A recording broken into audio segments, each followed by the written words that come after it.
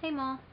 So here we are. I'm going to show you how to go from your the band of your hat to the top part of your hat, where we're going to be switching the color of the wool each stitch.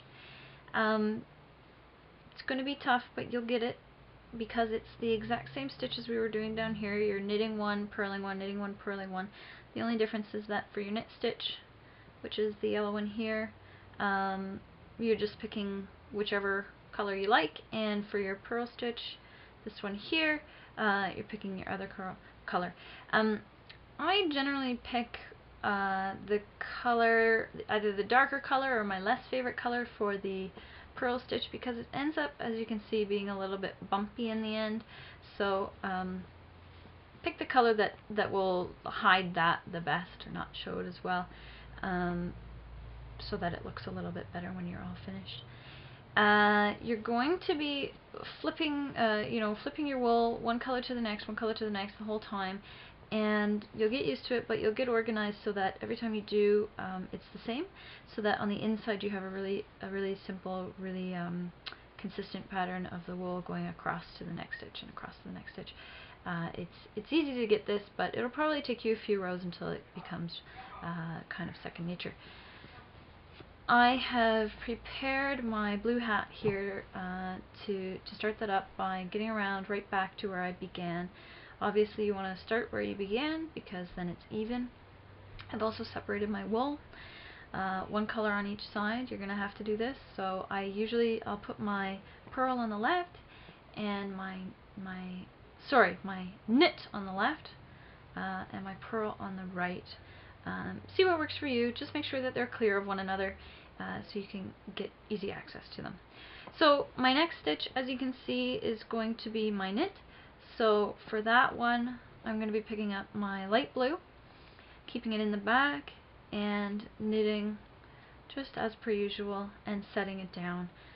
It's really pretty simple to start this out. The next one I'm going to pick up my purl, bring it across and through to the front, purl that stitch, and then put it back. Just the way you did before. Just remember that you've got your next wool to pick up for the next stitch. Okay, in, through, and throw it down. So I'm crossing my purl stitch over my knit stitch with every switch of the colors. Back to the front and back to the back. You're going to find it tough to keep this tight, so that's really got to be your number one goal. You don't want to be so tight that you're ripping things apart, but you've got to be pretty taut, because this transition from the double wool to the single wool is definitely the hardest part to keep organized.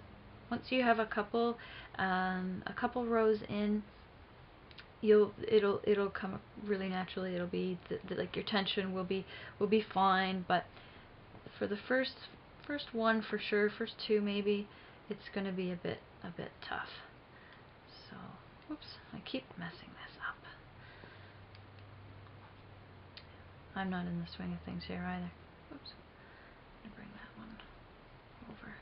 You're going to have to figure out which stitch you like to go, like which color you want to go over the other in the back. It just kind of becomes natural after a while.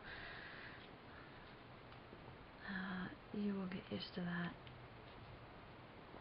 as you can see. So at first it's going to be really kind of bumpy for the purl stitches. It's going to feel like they're these big knobs on your needles. That's okay. They will dissipate. What you'll find is that generally the purl stitches are they kind of stick out a little bit down here, and as you come around to your second row, you'll notice it as well. They will dissipate, and they'll get a lot flatter as you go. Every now and then you'll get one that does stick out a bit, forever on your hat, but it's really not the end of the world. And once you get your tension and your consistency up, you won't even notice it anymore. It'll be absolutely fine. So you just continue on with this, just switching every stitch, dropping and picking up,